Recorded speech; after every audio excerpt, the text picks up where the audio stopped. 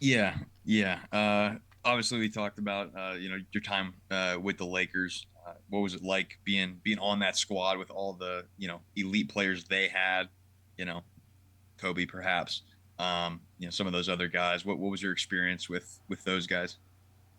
Well, I always tell people my first job, we mentioned earlier when we were talking before we started recruiting, like Jerry West just passed away, and he was a big reason why I was with the Lakers. So my first job, I have Jerry West helping me in my ear about what I need to do in practice. I have Phil Jackson as the coach. I have Shaq, Kobe, Brian Shaw, Mitch Richmond, Derek Fisher, Lindsey Hunter, Robert Ory, right? This ridiculous, like one of the greatest teams ever.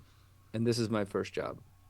So there's nowhere to go but down after that, actually. I would have preferred just smaller steps down, but I was just a kid, man. I was 22. I had no idea. I was just a kid who loved playing ball. And then all of a sudden, here I am with the Lakers, right? And it was a good group. Kobe was actually the most difficult one. I think, he was only 23 or 24 at the time. He was still young in his career. So he was in that stage where he was trying to like assert himself a little bit more. It was Shaq's team still, really. He was the main cog, but like I learned, I was there for like 2 or 3 months, right? And I learned so much in that time, and I didn't realize how much I learned until later. Because I'm somebody who's like I'm a questioner by nature. I just question everything and soak everything in, and I'm asking stuff of people and just why would we do this or whatever. And we're running the triangle offense and things are centering around Shaq, and we would go into timeouts and Phil Jackson would draw something up, and I'd go, "Wow, that's really good. That's gonna work." Like duh, it should, but I wasn't used to that. In college, even if you call a play, it often doesn't work because there's a variety of reasons for that. But just learned a ton, and it was a really good group because they were veterans who were secure, right? So with the exception of Kobe, who'd give me a hard time sometimes, everybody else was great. Like everybody else was like looking out for you, right? As secure veterans, and you could pick their brain and any number of things. So that was an amazing experience. And as I always tell kids, always ask me, "You play with the Lakers?" I always say, "Not as long as I wanted to." But yes, I did. And then I had an interlude of like 3 games in an ABA team playing for Scott Brooks. And it was about 2 or 3 weeks. And we averaged like 140 points a game, like in that league. I averaged like 37 and 14, and then boom, I was back in the NBA. Like 14 assists. We're just transition oriented. It was exactly the way I always wanted to play basketball. And then I go play for Scott Skiles of the Suns, and there's Penny Hardaway, and there's Stephon Marbury, and there's Dan Marley's in his last year, and Tony Delk and all these guys. Also another real good group. Um, but he Skiles got let go about 5 weeks after I got there, and then Johnson took over and didn't want to shoot as many threes, so you're not going to play me as much, right? So that was my experience with that season, and naturally at the time, like I thought, no big deal, I'm going to be back here next year, and then couple decisions. Maybe I should have gone to another team or as a free agent, and it just didn't work out. And you get cut a couple times, and then eventually you just go, you know what, I'll just make a career overseas, and that's kind of how it all worked out. But those first couple years, first season in particular, right? I went to camp with. I mean, I played summer league for Thibodeau. I played um, in training camp. I had Riley for a couple weeks, Pat Riley for a couple weeks. I experienced even I had a rookie Eric Musselman for a couple weeks in the NBA. Believe it or not, it was just a wild ride. I always tell people if you want to be great at anything, diversify your learning as much as possible within that sphere. That's what ended up happening for me, right? Is I just play for this coach for a couple weeks or a couple months, and then boom, I'm somewhere else. And then boom, I'm somewhere else, and then I'm in a different country, and it's like they do things differently. And I had a coach in Poland who, once I get hot, he would just clear out the whole floor for me and just go one on one and shoot, do whatever you want. And I'm like, this guy's crazy, but I love it. And then I've had the next month, 6 months later, or 4 months later, I'm playing for somebody else. So my career was is a wild ride. It was also like a matter of survival, right? You're just trying to survive in the basketball world and provide for your family eventually. As we had kids and we're moving all over the place. But in the midst of that, boy, did I learn a lot, and I met a lot of people, and certainly enjoyed it. Yeah, Yeah, that's fantastic. Yeah, That's And clearly the fantastic. Lakers didn't need me to win their third championship. They released me. Maybe there were some luxury tax issues that even with my little paltry salary, but they were right. They didn't need me because they did win it that year. They had a pretty okay roster as Yes, you they did. as you rattled off. They had some They pretty did. okay players. They did. yeah, Joe. I mean, you.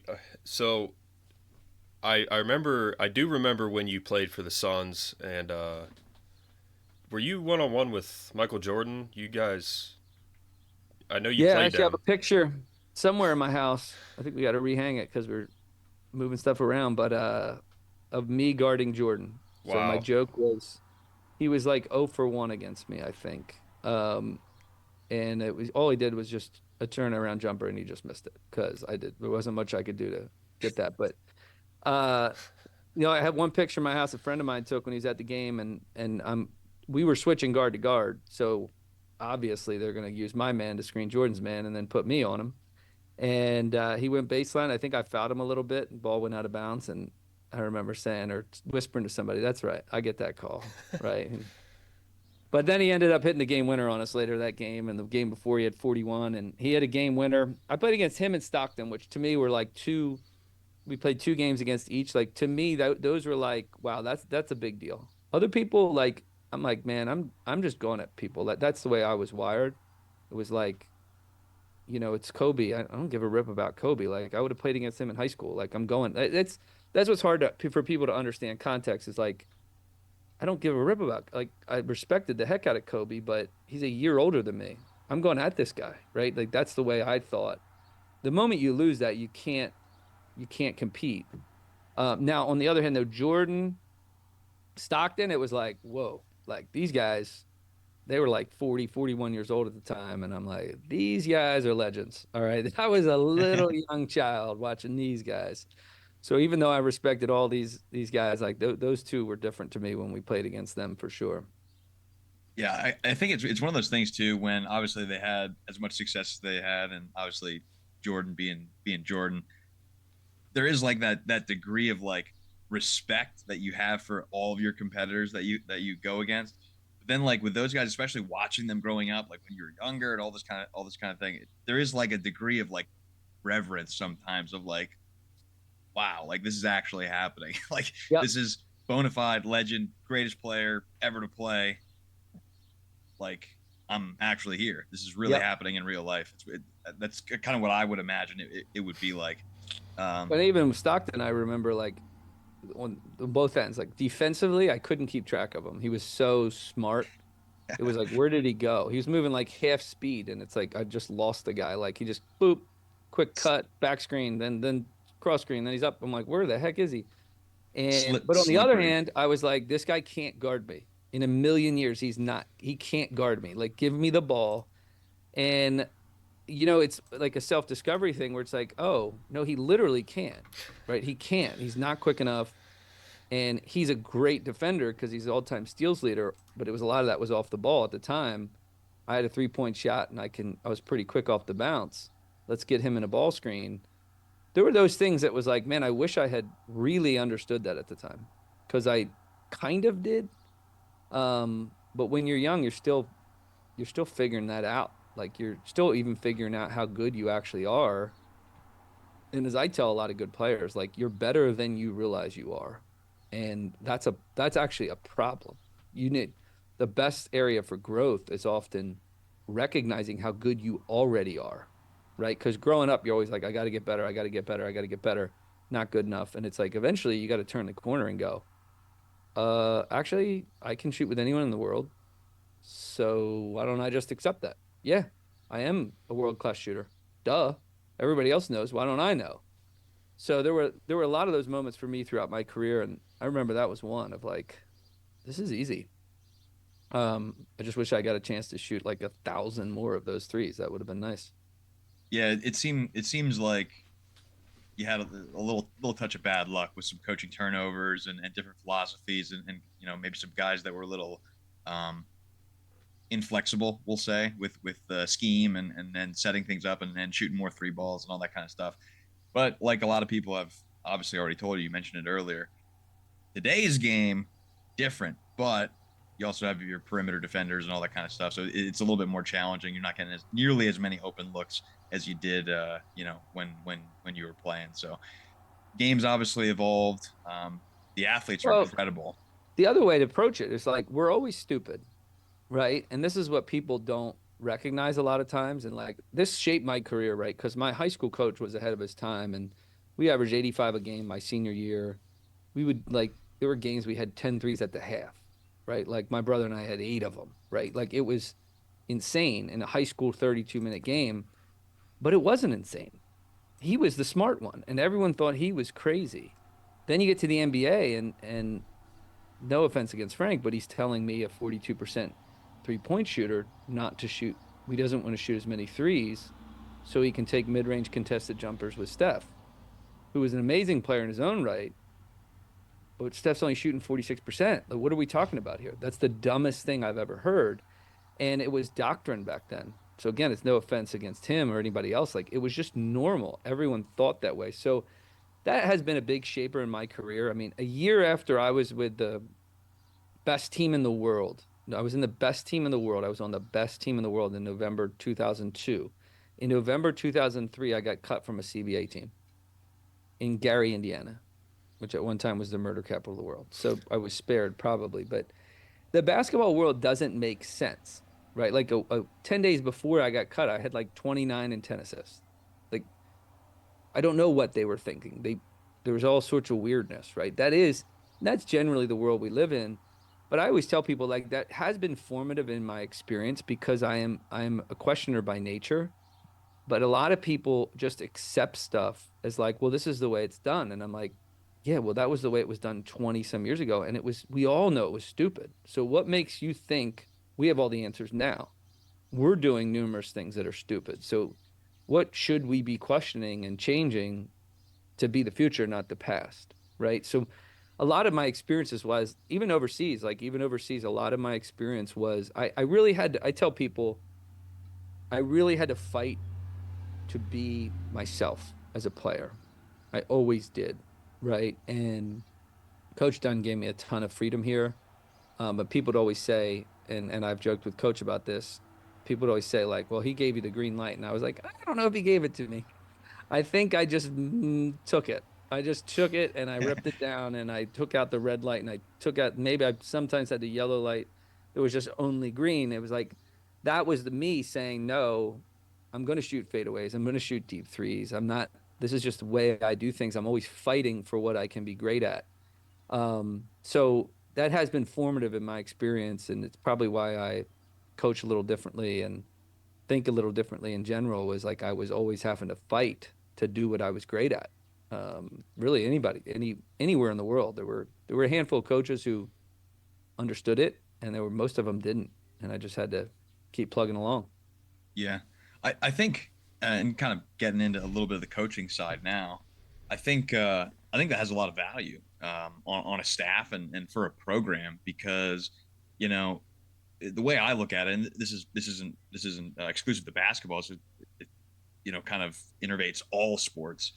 If you're so locked into, well, this is the status quo of how we do things, and there's no outside thoughts, creativity comes down, and in my opinion, predictability goes way up That's because right. you know what everyone's doing. You know this is the status quo. This is the roadmap. It makes you easier to defend, in any sport. So my other presumption would be a little bit out of the box thinking, maybe a little bit more creativity, a little bit more free flowing. Like, hey, I kind of want you to be yourself and maximize maximize your own talents of what you're best at. That's probably fun for players too, which I think has a lot of value, especially with recruiting and all these types of things in college. What are your thoughts on that kind of stuff? Yeah, I've always said like my last like 5 to 6 years of my professional career, I was really preparing to coach. I knew that I was going to coach and I was being very purposeful about it, reading and writing stuff and just really questioning things to an even greater degree. And I always felt like the golden rule in coaching is just coach the way you wanted to be coached.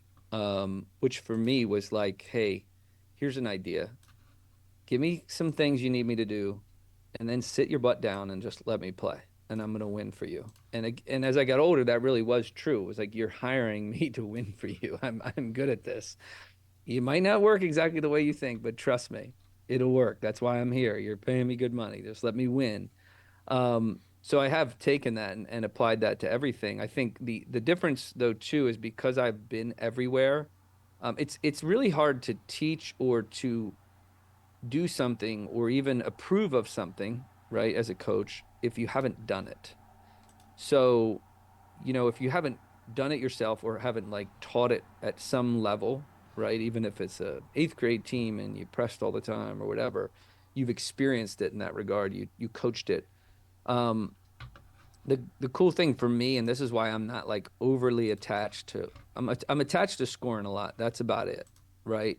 How that works itself out or how we do it, I'm not really attached to like one thing. There's principles to me. I wrote a book called Offense Wins that are like principles for just offense, no matter what you want to do.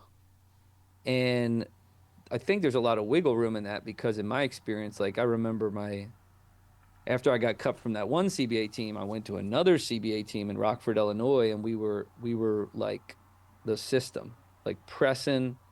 And the last game I played in Idaho, the final score was 150 to 147 or something, and I had 24 points and 27 assists in the game. And I go back, and I get on a flight to go to Greece, to make a lot more money and to play for a better team. And I show up to Greece and they're calling plays all the time. So I just went from, the Heat or no, the Warriors. I did a touring team in China. Then I went to the Warriors, and then I went to this Rockford team. Then I went, or the Gary team, then the Rockford team. Boom, I'm in Greece. EuroLeague team.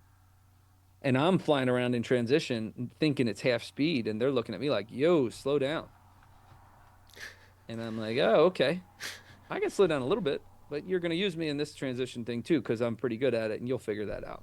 Right. But I had to find my way in that. So, and I had to make sure we won enough and got at least some money from these Greek guys who were always late and hiding in back rooms with cash and all sorts of other stories I got. Um, but the point is, like, there's different ways of doing things, right? And then I think that summer I went and played for Thibodeau, who still coaches the way he always coached, like mismatch, two-man game, get the matchup you want, attack it like this, let's go. Keep it super simple on offense. You better play your tail off on defense. Boom, we're doing that for 2 weeks. And then now I'm in Italy playing for another coach who's totally of a different mindset. And now I got to navigate that. So for me, that was just really formative from an educational standpoint and a coaching standpoint of like, no, I know what I want to do, but it's not like it has to be done exactly the way I want. And I think players like that. They like having just, I call it just wider boundaries,